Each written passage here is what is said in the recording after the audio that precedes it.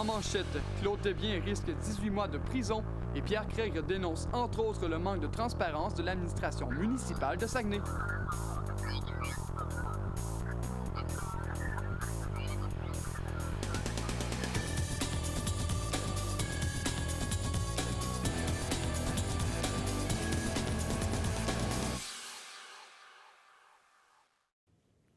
Bonsoir, mesdames et messieurs, et bienvenue à notre web journal du mercredi 29 janvier.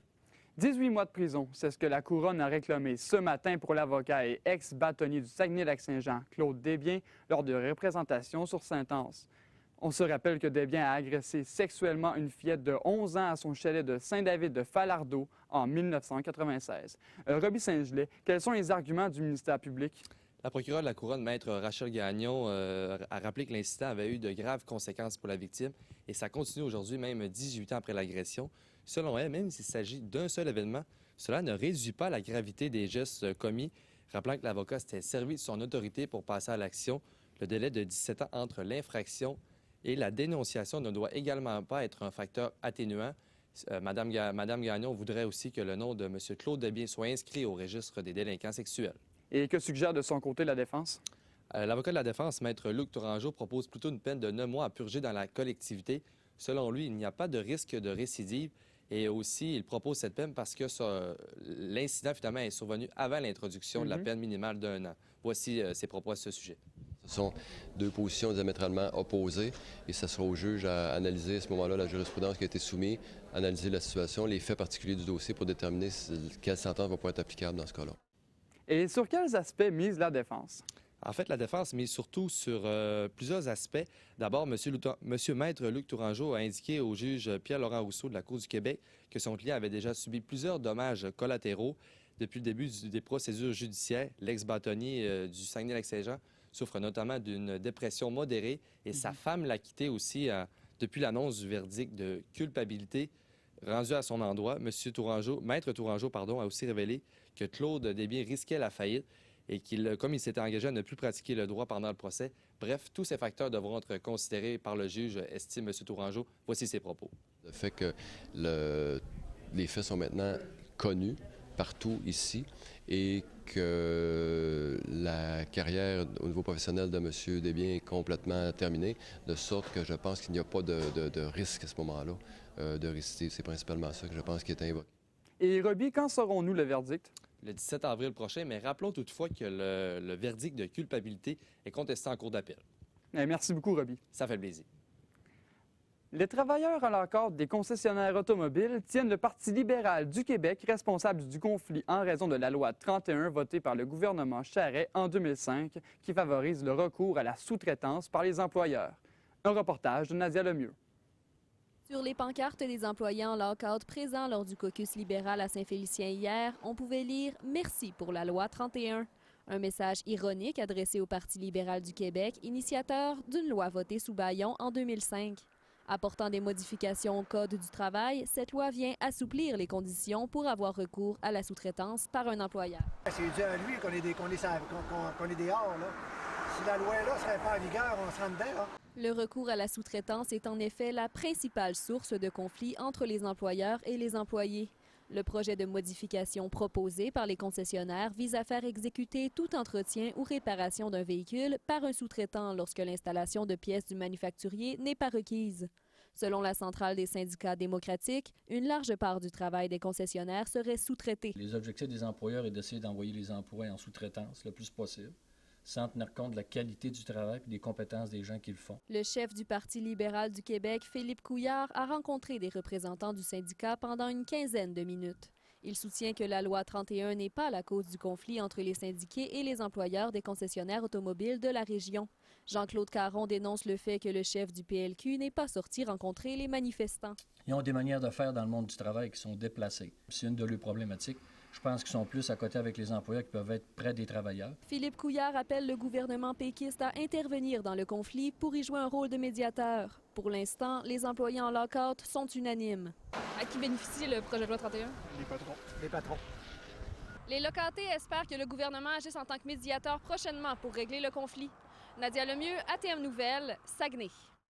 La Fédération des municipalités du Québec réclame de nouvelles mesures structurantes en prévision du budget provincial qui sera déposé au cours des prochaines semaines. La FMQ demande la bonification de 87 à 125 millions de dollars du programme d'aide à la voirie locale. Elle souhaite également recevoir des sommes dédiées à la réfection des routes importantes du développement régional. Elle enjoint également Québec et Ottawa à signer le plus rapidement possible les ententes de prolongation du Fonds Chantier Canada et du programme de transfert de la taxe sur l'essence. La Ville de Saguenay songe fortement à munir ses élus de tablettes électroniques. Une demande formelle a été faite il y a un mois au service du contentieux, à savoir si les correspondances confidentielles pourraient se transmettre légalement. Un reportage de Marie Chabot-Johnson. Après les villes d'Albanel et de Chambord, c'est au tour de la Ville de Saguenay de vouloir fournir des tablettes électroniques à ses conseillers. Le projet est une initiative de l'arrondissement de Chicoutimi où depuis plusieurs années, on tente de réduire l'utilisation du papier. L'idée d'avoir des tablettes, c'est pas seulement d'avoir un gadget électronique puis c'est le fun, c'est vraiment la question utilitaire. Donc, tu sais, on se promène des documents, là, je veux dire, ça fait 3 mois que je suis en fonction puis j'ai dû ramasser à peu près 3 pieds de documents déjà. Là. On voulait aller plus loin, justement, d'avoir toutes nos correspondances par courrier pour avoir directement sur une tablette électronique. Hic, c'est de savoir est-ce que légalement ça peut se faire. Nous autres, nos correspondances qu'on reçoit pour le conseil d'arrondissement, ça se fait par un huissier. Il faut que ça soit remis en main propre par un huissier, c'est selon la loi. Ça fait que là, présentement, le greffe, le bureau le contentieux de la Ville est en train de vérifier s'il y a peut-être des modifications apportées à la loi aussi là-dessus. Puis il y a toujours encore des questions légales à vérifier. Nous, on a dit que ça se passait déjà dans d'autres villes, donc pourquoi que ça ne pourrait pas se passer ici? Mais ils nous ont vraiment répondu que c'est une question aussi que le logiciel puisse répondre vraiment aux exigences de la loi par rapport à la diffusion des documents. À Chambord, pour les 8 élus, on estime qu'il en coûtera 5 800 $ pour le projet des tablettes. À la Ville de Saguenay, où il y a 20 élus, on estime qu'il en coûterait 10 000 $, un coût que certains ne jugent pas nécessaire. Pour moi, pour le moment, j'ai mon téléphone BlackBerry, puis ça fait très bien le job pour le moment. Là. Puis c'est sûr que j'ai des papiers, mais les papiers, moi, je les récupère. Puis, Quand l'achat des tablettes sera finalisé, la Ville prévoit économiser une grande quantité de papier. Il restera à voir si cette économie sera suffisante pour rembourser le prix d'achat des tablettes. Marie Chabot-Johnson pour ATM Nouvelles à Saguenay. Le président de la Fédération professionnelle des journalistes du Québec, Pierre Craig, a dénoncé aujourd'hui dans les journaux l'attitude de plusieurs administrations municipales, dont celle de Saguenay, envers le travail des journalistes. Il demande à Québec d'apporter des changements pour faciliter le travail des journalistes qui couvrent la scène politique municipale. Francis Terrien, quelle loi Pierre Craig voudrait-il modifier? Mais d'abord, il voudrait qu'on applique mieux les lois qui sont déjà existantes, parce qu'il croit qu'il y a déjà des outils qui sont en place, mais qui sont mal appliqués. Il veut notamment qu'on applique à la lettre la loi sur les cités et villes et la loi sur l'accès à l'information. Ensuite, il voudrait renforcer ces lois-là en explicitant certains points, notamment le droit d'enregistrer tout ce qui est en lien avec l'Assemblée du conseil municipal, puis aussi l'accès immédiat à certains documents sans faire appel à la loi sur l'accès à l'information. Les municipalités devraient donner ces documents-là. Et en quoi cela faciliterait le travail des journalistes? Bien, en fait, le fait de rendre public l'ensemble des décisions prises au conseil municipal et tout le processus décisionnel, ça faciliterait le travail des journalistes parce que les journalistes auraient accès à tous les débats, donc ils pourraient savoir les pour et les contre de chaque enjeu. Puis, en plus, ce qu'ils souhaitent aussi, c'est que le maire de chaque municipalité doit donner à toutes les municipalités, à tous les médias, les avis publics, ce qui éviterait d'avoir du chantage, de ne pas sortir une certaine nouvelle parce que ça nuirait. Donc, ce média-là n'aurait plus d'avis public, ce qui est souvent une source de financement importante pour les médias locaux et régionaux. D'ailleurs, ça, c'est une procédure que Pierre Craig trouve déplorable. On peut l'écouter à ce sujet. Quand un maire recourt à des procédés comme ceux-là, au moment où il le fait, il devient indigne de la fonction qu'il occupe. Être un maire d'une municipalité, c'est pas être le PDG d'une entreprise privée. Il croit que répondre aux journalistes et travailler avec eux, les maires doivent le faire parce que c'est nécessaire pour avoir une bonne démocratie et pour le bien de la population qui s'attend à avoir des services et à avoir de l'information sur les services municipaux. Et Francis, quels sont les problèmes présentement dans la ville de Saguenay? Bien, la Fédération professionnelle des journalistes croit qu'il y a une personnalisation des dossiers à Saguenay, que Jean Tremblay, par exemple, a des problèmes, notamment avec Véronique Dubé de Radio-Canada, en la pointant souvent du doigt. Il dit la Fédération professionnelle des journalistes trouve aussi que c'est déplorable que Jean Tremblay traite certains journalistes de pas bons ou encore de représentants de l'opposition lorsqu'ils sortent des dossiers qui ne sont pas reluisants pour le maire. Et Jean Tremblay a aussi déjà menacé un journaliste au point où il craignait de perdre son emploi, ce que Pierre Craig et sa fédération trouvent totalement inacceptable. Et qu'en pense le président de l'arrondissement de Chicoutimi, Jacques Fortin? Bien, en fait, il faut dire qu'on n'a pas réussi à entrer en contact avec Jean Tremblay, mais Jacques Fortin, lui, croit que la relation entre les médias et la ville est très bonne. On peut l'écouter d'ailleurs aussi à ce sujet-là. Les relations avec les journalistes, présentement, ça va bien. Il y a peut-être quelques cas qui sont particuliers, mais ça, je pense que c'est plus des relations interpersonnelles. Merci beaucoup, Francis. La 16e édition du concours québécois en entrepreneuriat est lancée. La bourse Réussite Inc. d'une valeur de 10 000 s'ajoute au prix cette année. Le lauréat régional aura la chance de remporter 25 000 lors du gala national en lien avec le concours. La finale régionale se tiendra le 7 mai à l'hôtel Château Roberval. Les prévisions concernant le secteur de l'emploi pour la région en 2014 sont peu reluisantes. Les secteurs de la construction et de ressources naturelles sont particulièrement touchés par le manque de projets.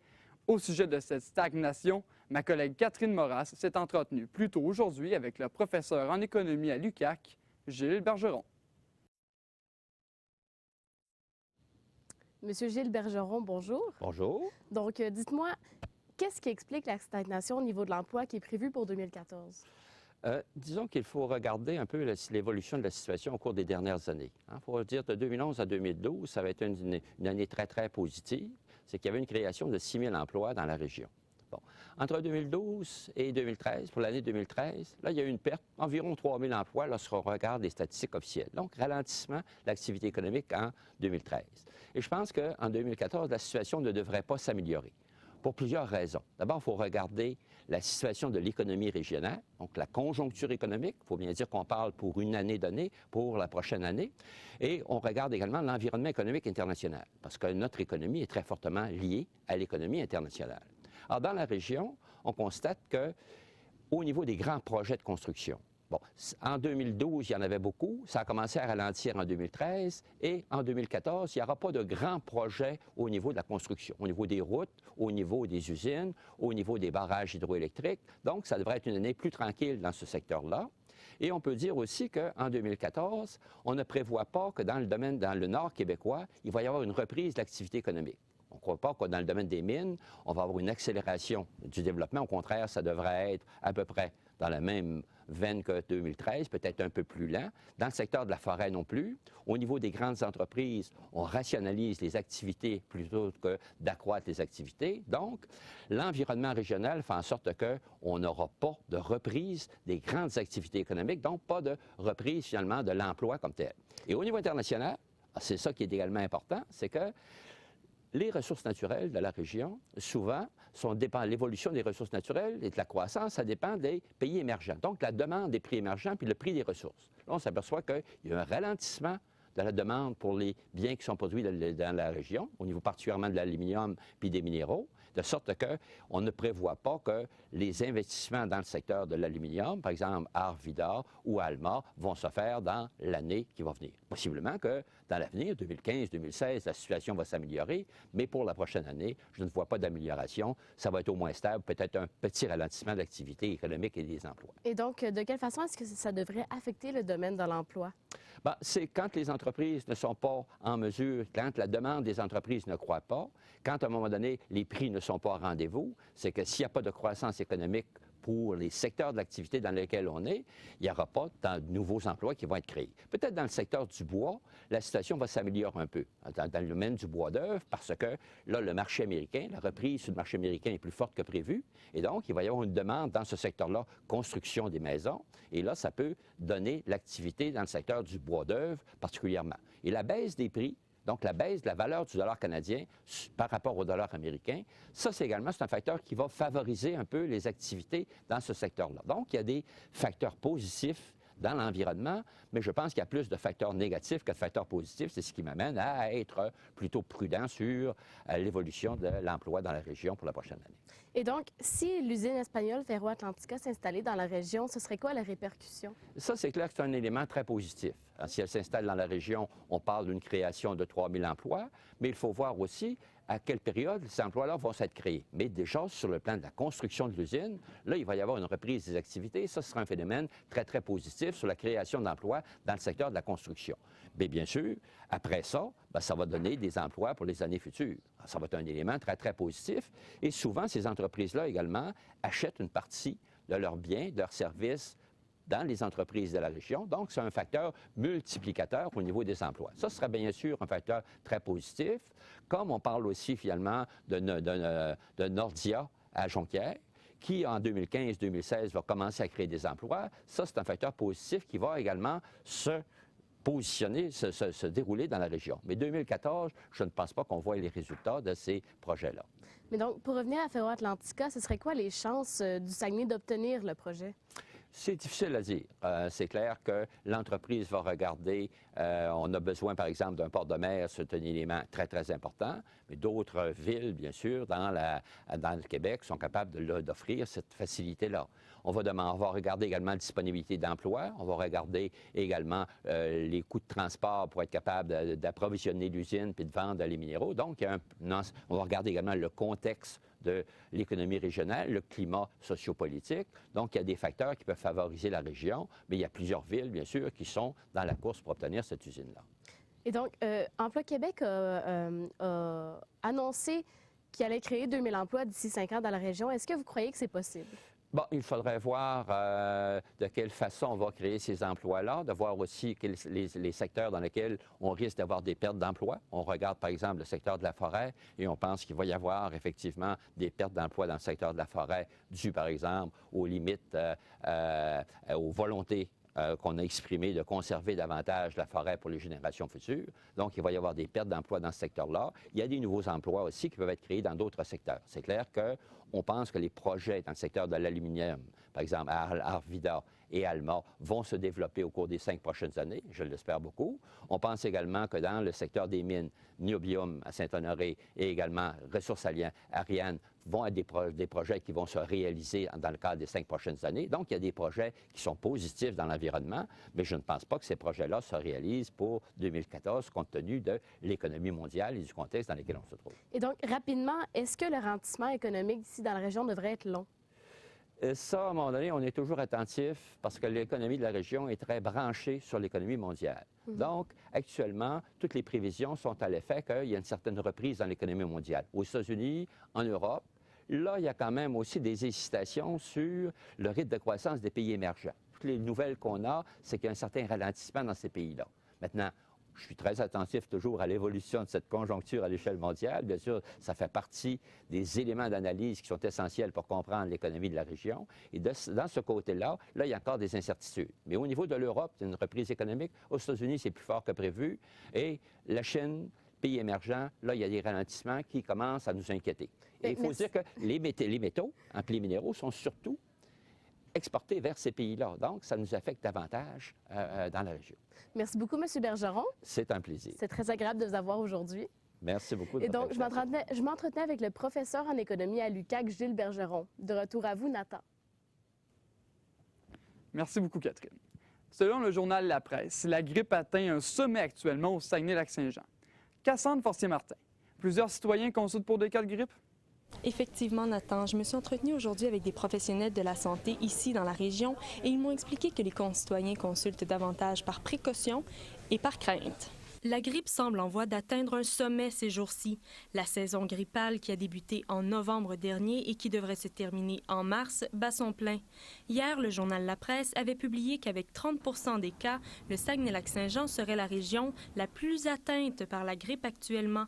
Toutefois, selon l'Agence de la santé et des services sociaux du Saguenay-Lac-Saint-Jean, ce pourcentage démontre seulement que les centres hospitaliers font plus de tests. Les statistiques que la presse ont sorties cette semaine, c'est vraiment que à chaque semaine, on donne une nouvelle statistique du laboratoire de santé publique du Québec, puis on fait des tests de laboratoire pour savoir si la personne a l'influenza ou l'influenza, on veut savoir quel type, est-ce que c'est du A ou c'est du B. Tout simplement, nos médecins ont dû faire plus de tests de laboratoire au cours de la dernière semaine que les autres régions du Québec. La sensibilisation aux virus et infections respiratoires serait la cause du nombre de consultations plus élevé. La vaccination aurait également eu un impact positif, car cette année, plus de 80 000 personnes ont reçu le vaccin comparativement à 72 000 l'an dernier. Donc, la population consulte et se protège. De plus, les professionnels continuent d'affirmer que le lavage des mains, l'isolement et le repos à la maison est la formule gagnante. Nous, ce qu'on a vu, c'est vraiment tous nos stocks de vaccins là, qui ont été distribués. On a remarqué même beaucoup de familles. Donc, les gens viennent de plus en plus en famille. C'est qu'on voyait, un certain temps, on voyait l'approche plus de personnes âgées qui venaient se protéger. Maintenant, la clientèle rajeunit en âge. Selon l'Agence de la santé et des services sociaux du Saguenay-Lac-Saint-Jean, il n'y a pas matière à s'inquiéter. Le pic de la grippe saisonnière devrait diminuer au cours des prochains mois. C'était Cassandre Forcier-Martin, ATM Nouvelles, Saguenay. La professeure de piano du Conservatoire de musique de Chicoutimi, Jacinthe Couture, a fait entendre hier soir les premières notes du Steinway, la nouvelle acquisition du Théâtre Baroque National. Le choix du piano a dû se faire avec minutie et précaution. Sabrina Malaison, pourquoi autant de minutie? Parce que, premièrement, le Steinway se fait en 2 nationalités, allemande et américaine. Puis c'est 2 façons de faire totalement différentes. Par exemple, juste pour le physique, américaine, c'est un modèle qui est mât. Puis pour allemand, c'est un finique illustré. Et pour le son, c'est différent aussi. Les basses vont être beaucoup plus appréciées chez l'américain, tandis que chez l'allemand, c'est les aigus. Mais la différence, c'est beaucoup au niveau de la conception du modèle. On écoute un extrait. L'américain, les marteaux sont encore... Il faut jouer quand même beaucoup dessus pour qu'ils viennent plus à maturité. Tandis que la philosophie chez les Allemands, c'est qu'ils mettent déjà la laque sur le marteau qui est plus dur, le feutre est plus durci. Donc, le piano est déjà sonore, plus prêt à jouer. Et le piano était-il prêt à être utilisé? En fait, non pas à son arrivée, parce qu'un piano doit être cassé. C'est comme des souliers, on doit les porter et on doit les utiliser. Alors, dès son arrivée, 2 semaines après la commande, Jacinthe Couture a fait une horaire afin que ses collègues et les étudiants puissent utiliser le piano pour aussi permettre au matériel de s'adapter. On écoute ce qu'elle a dit. Puis moi, j'ai attendu au début décembre, quand tout le monde avait comme joué dessus. Puis, voyez-vous, j'ai joué dessus en décembre. Puis quand j'ai rejoué dessus hier soir, le piano avait déjà changé. Il commençait à s'adapter, puis j'ai trouvé qu'il était beaucoup mieux encore hier soir. Et qu'est-ce que cette nouvelle acquisition va apporter au théâtre? En fait, beaucoup de bonheur pour l'oreille des auditeurs, parce que le théâtre recherchait depuis longtemps un son qui allait remplir la salle, et non comme l'ancien piano que le son ne remplissait pas la salle. Et avec une nouvelle coque aussi d'orchestre et un piano de qualité, on a vraiment un son qui est incroyable. On écoute ce qu'elle a dit. Si on a un instrument de grande qualité, on va avoir des concerts aussi qui vont être encore de plus grande qualité. Puis ça, c'est extraordinaire pour notre région. Puis on espère que aussi ça va inciter les jeunes aussi à aller plus vers l'instrument. Merci beaucoup, Sabrina. Ça fait plaisir. Le dessinateur Claude Robinson fera partie des 5 jurés professionnels de la 18e édition du Festival Regard sur le court-métrage qui se tiendra du 13 au 17 mars. Ils auront la tâche délicate de sélectionner les différents lauréats qui se partageront 40 000 $ en prix. Notre journaliste Ariane Fizet-Mijour s'est déplacée dans les bureaux du responsable des communications de Regard, Max-Antoine Guérin, plus tôt aujourd'hui. Max-Antoine Guérin, vous avez annoncé ce matin le jury pour la 18e édition de Regard sur le court-métrage. Êtes-vous satisfait de ce jury-là? Oui, on est plus que satisfait. Il faut dire que les différentes personnes qui composent le jury, ça compose vraiment un regard complémentaire. Donc, on a des gens qui proviennent de plusieurs sphères d'activités différentes, de plusieurs domaines connexes du cinéma. Donc, c'est très intéressant à ce niveau-là. OK. Puis, en quoi croyez-vous que le jury de cette année va influencer l'édition? Ce qui est nouveau cette année, justement? Bien, il faut dire que, comme je le disais, puisqu'on a des gens qui proviennent de différentes disciplines, mais ça va vraiment faire un regard plus complet. Ça va vraiment souligner certains aspects des films qui l'auraient moins été si on avait eu des gens qui provenaient exclusivement du domaine du cinéma, donc des réalisateurs, des producteurs, distributeurs ou autres. Mais justement, je pense que vous avez cette année comme invité Claude Robinson. Puis, il est intéressant justement parce qu'on entend beaucoup parler de lui dans les médias, également parce qu'il a fait une œuvre qui a été un peu mise de côté dans les dernières années. Puis, qu'est-ce que vous pensez qu'il va apporter ce personnage-là en particulier, ce jury-là? Bien, tout d'abord, c'est une partie de son histoire qu'on connaît un peu moins, mais avant cette saga judiciaire-là, c'était quelqu'un qui était impliqué dans plusieurs sphères de création, donc qui travaillait au niveau de la publicité, de l'animation, qui était aussi dessinateur. Donc, toute cette expérience-là, toute cette créativité-là Et cette sensibilité-là à la scénarisation, c'est quelque chose qui va apporter. Mais aussi, de par le combat qu'il a mené dans les dernières années, ben, c'est vraiment quelqu'un qui représente bien l'intégrité, qui représente bien, qui va avoir quelque chose à transmettre, qui va avoir une leçon pour les créateurs, pour les cinéastes, particulièrement les jeunes qui vont être ici au festival.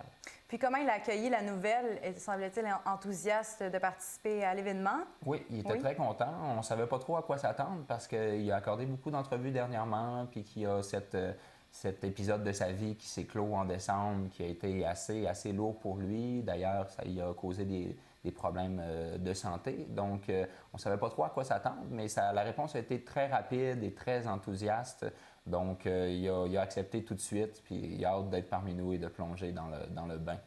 Puis, autre part, je pense que vous avez une programmatrice du Festival international du film de Toronto. Donc, vous êtes allé chercher quelqu'un loin à Toronto, on va se dire. Pourquoi aussi loin? Bien, en fait, on va souvent, pour le jury professionnel, on va souvent chercher des gens, comme vous le dites, assez loin. Donc, on a eu déjà des Européens qui ont participé. Puis, ce qui est intéressant avec Magali Simard particulièrement, c'est que c'est une Québécoise qui, depuis environ 5 ans, s'occupe de la programmation court-métrage du Festival international du film de Toronto. Donc, dans le paysage canadien, c'est vraiment une des personnalités très importantes pour le court-métrage, qui a beaucoup fait, qui prononce des communications dans les universités, dans les différentes écoles de cinéma, qui est souvent sollicitée dans les médias aussi. Donc, c'est ça, c'est une personne très influente dans le domaine du court-métrage au Canada. Puis, elle est québécoise, mais elle travaille à Toronto. Est-ce que vous pensez que ça peut justement ouvrir des horizons un peu, apporter un nouvel angle justement pour quelqu'un qui n'est pas nécessairement exclusivement au Québec? Oui, bien c'est certain. Bien, en fait, le festival se positionne beaucoup.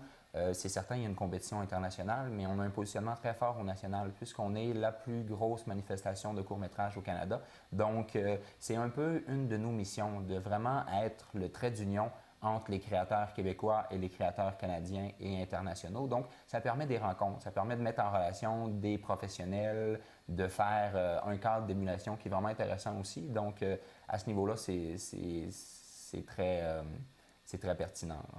Puis, parlant des nouveautés, si on parle des nouveautés de cette année, est-ce que vous avez des trucs particuliers au niveau des courts-métrages ou du jury?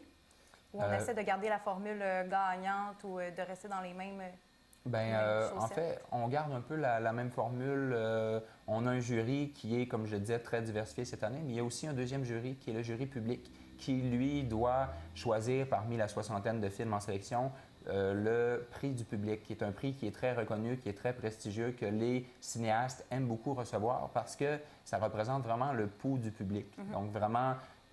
selon des critères différents que ceux du jury professionnel. C'est le public qu'on veut toucher aussi en tant que réalisateur, effectivement. par exemple. Puis ce jury-là est constitué parmi les habitants du Saguenay-Lac-Saint-Jean, puis on veut qu'il soit vraiment représentatif. Donc, c'est des gens qui proviennent d'horizons différents, c'est des gens qui ont dans des groupes d'âge différents, puis ensuite, cette rencontre-là, ben ça représente le goût du public. Là. Parfait. Puis, en terminant, quelle est l'importance d'un tel festival dans la région? Voulez-vous nous le rappeler, dire...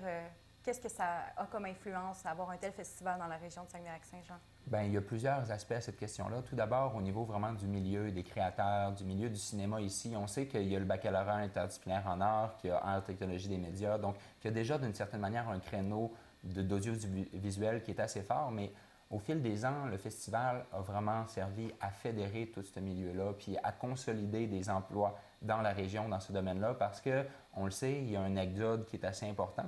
Puis ce que le festival a amené, ce que le festival a participé à légitimer, c'est vraiment le fait que c'était possible. C'était possible de créer, on pense à des gens comme Sébastien Pilote, qui est un des fondateurs de l'événement, qui est sur le conseil d'administration. Donc, ça nous montre que c'est possible de travailler dans le domaine sur des produits culturels très intéressants, puis on n'a pas besoin de s'exiler pour réussir dans ce domaine-là. On voulait vraiment créer une zone d'échange, d'émulation très forte, puis le festival a participé à ça. Sinon, pour le positionnement, c'est très important aussi parce que ça participe au rayonnement de la ville d'une certaine manière, parce qu'il y a beaucoup de gens qui vont venir, là. Les professionnels du milieu qui viennent d'un peu partout vont être ici pour le festival. Donc, ça participe vraiment à, entre guillemets, mettre plus Saguenay sur la carte, comme on dit. Ouais. Puis, comme le disait la porte-parole de Sophie Cadieux, qui était en 2012 avec nous, Saguenay est en train de devenir, avec cet événement-là, puis c'est un peu prétentieux, mais est en train de devenir la Cannes du Nord. C'est comme l'incontournable, l'endroit où les gens veulent être. Même à Montréal, les gens en discutent, veulent participer à l'événement, veulent faire la fête, veulent plonger au cœur de notre belle manifestation. Je vous remercie beaucoup. Ça fait plaisir. J'étais avec Max-Antoine Guérin, responsable des communications pour Regard, le court-métrage. Merci beaucoup. Merci à vous, Ariane. Le Grand Défi Pierre Lavoie honorera la ville de Lac-Mégantic lors de sa 6e édition du 12 au 15 juin prochain. Les 1000 cyclistes rendront visite aux Méganticois, ébranlés par l'explosion dévastatrice d'un train au cœur de leur centre-ville en juillet dernier. Andréane Larouche, il s'agit de la première destination connue du Grand Défi 2014? Tout à fait, Nathan. Donc, le passage du Grand Défi Pierre Lavoie à Lac-Mégantic a été confirmé hier au Journal de Québec. Donc, les 205 équipes composées de 5 cyclistes vont commencer leur trajet à la baie le jeudi en soirée, comparativement aux dernières éditions qui s'amorçaient plus tôt le vendredi. Et ils vont terminer leur parcours à Montréal le dimanche en après-midi. Et le passage à Lac-Mégantic, lui, va plutôt se faire le vendredi 13 juin en soirée. Et de qui provient cette idée? Eh bien, le responsable des communications du Grand Défi Pierre Lavoie, Maxime Lafrance, m'a expliqué que la destination a d'abord été proposée par Pierre Lavoie lui-même et que par la suite, l'idée a évolué en collaboration avec les autres organisateurs qui désiraient s'impliquer et bien sûr qui voulaient apporter un coup de main aux Méganticois. Je vous invite à écouter ce qu'il avait à dire. Je pense que c'est simplement de la solidarité. Le passage du 1000 km, ça représente quand même quelque chose de joyeux puis d'agréable. Donc, je crois que Pierre avait en tête d'aller manifester son soutien, mais aussi d'aller donner un petit peu d'espoir aux gens là-bas avec un événement comme celui-là. Et comment les résidents ont-ils accueilli cette nouvelle? Eh bien, les habitants sont très heureux de cette attention et c'est une excellente nouvelle parce que le Grand Défi Pierre Lavoie est un événement qui s'inscrit dans la mission de remettre sur pied Lac-Mégantic. Donc, également, M. Lafrance a indiqué une certaine ouverture pour la préparation peut-être éventuelle d'une animation spéciale lors du passage des cyclistes. Donc, je vous invite à l'écouter à nouveau. Quand même de la musique, de l'animation, l'arrivée des cyclistes, la foule, puis le départ éventuellement des cyclistes. Donc en soi, c'est un événement, mais pour ce qui est de l'animation spéciale, je pense qu'on va laisser place un peu aussi à l'équipe de Lac-Mégantic de nous proposer des choses. Et Pierre Lavoie supportera également des étudiants? Oui, effectivement. Donc, Pierre Lavoie s'est engagé à parrainer 2 écoles de Lac-Mégantic dans le cadre du concours Lève-toi et bouge. Donc, les étudiants sont invités à amasser des cubes énergie et à faire de l'activité physique durant des périodes de 15 minutes. Et au terme de ce concours, eh bien, un montant d'argent sera remis aux institutions concernées. Merci beaucoup, Andréane. Je vous en prie. En outre, Pierre Lavoie livrera une conférence ayant pour thème l'attitude des gagnants en marge de l'activité bénéfice du club de judo Multi-Kyo de l'Abbé le 20 février. L'argent amassé permettra au club d'acquérir de l'équipement ainsi qu'au financement de projets spéciaux. La randonnée à raquettes du député de Jonquière, Sylvain Gaudreault, se joindra au 30e anniversaire du festival Saguenay en neige. Le parcours de 1,5 km autour du Mont-Jacob se tiendra le dimanche 2 février. Pour la météo, Vicky Lefebvre, est-ce que nous aurons la chance de pratiquer des sports d'hiver dans les prochains jours? Oui, Nathan, les gens pourront enfin sortir à l'extérieur et pratiquer des sports d'hiver puisque les températures se réchauffent dans les prochains jours. Présentement, il fait moins 22 degrés avec le refroidissement éolien au Saguenay et au Lac-Saint-Jean. Pour ce soir et cette nuit, on attend seulement des averses de neige en soirée. Par la suite, le temps va se dégager. On annonce moins 17 degrés au Saguenay et moins 28 degrés au Lac-Saint-Jean avec le facteur éolien. Pour demain, ce sera généralement dégagé avec un ennuagement dans l'après-midi et 60 % de probabilité de chute de neige au Lac-Saint-Jean. Pour ce qui est des prochains jours, ça continue de se réchauffer avec des températures tournant autour de moins 5 degrés pour la fin de la semaine. Pour ceux qui devront emprunter le parc des Laurentides, on attend seulement des averses de neige pour ce soir, mais dans les prochains jours, ça sera complètement dégagé. Merci à vous, Vicky. Et c'est ce qui complète notre web journal. Revenez-nous lundi prochain. Merci et bonne fin de soirée.